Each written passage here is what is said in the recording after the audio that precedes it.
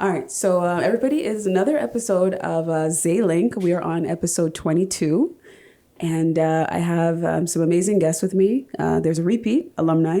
We have Arleney Jane, and we also have Rachel, aka Ray XY. Yeah, so we'll be getting into who Rachel is shortly after we play our intro song, and we have Duchess, alumni in the building again. Audio version only. She has a new song. It's a reggae type of feel. So take it in. You know I can't take this youth no more. Yeah, she was at the very beginning. Yes, so go follow Duchess on Instagram. Still holding it down in the 6 as another talented female artist. So where again, Zaylink is a show about intimacy, sexuality, sensuality, lifestyle, social norms, everything that's going on. And we get the juicy conversations from the most reserved. So let's get into it. But if you do have any questions or want to know about any guests or want to be a guest, send an email to zaylinks@gmail.com and follow on Instagram. I'm your host, Alizay. So check me out, Alizay Vlogs. And check out Friday Ricky Dred production, and definitely check out We Love Hip Hop Network on YouTube.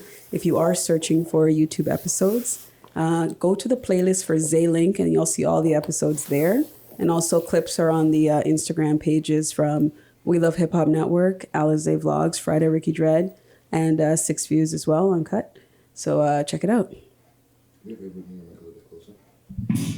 Good to go? Okay, so we're going to jump into it. And like I said, I have Rachel, XY. You might know her in other forms of media for doing a lot of advocacy and community work. And again, Arleney Jane has been here before from episode 1, the official one where we... episode 1? Yeah. Well, the official one. Yeah, when we did the official group podcast with a few ladies as well. So, yeah. So you've seen the growth. Yes, so good to have you back. And again, she's representing for Hustle and Heal, and we'll give a little bit of shine to that shortly.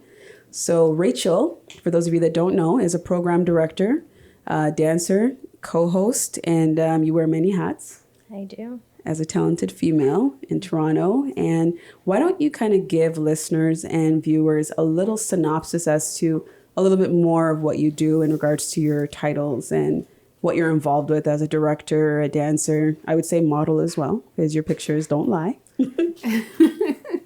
Yeah.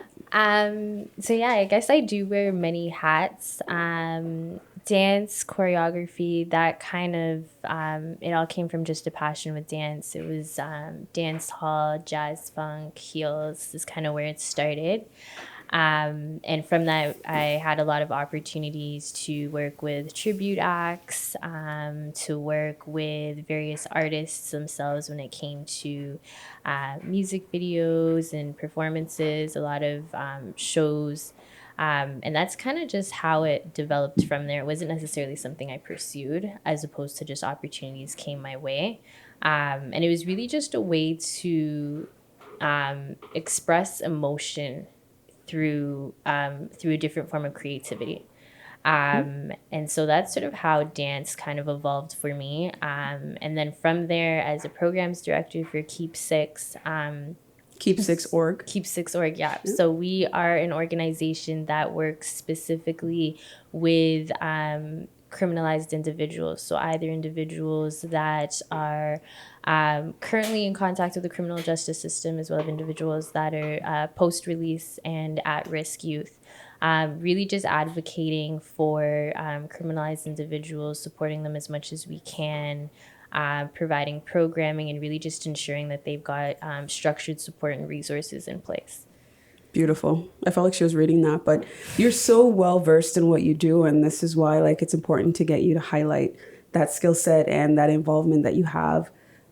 We do talk about different subject matter on this show, but it's also good to keep it real and get back to the community and the issues that do revolve around, what we're involved with and the younger generation, or even just, everyday people, because this is what we reflect our content on a lot of the time, to address not only gossip and celebrity news, but the real stuff as well. So I appreciate that and respect what you do as a talented female.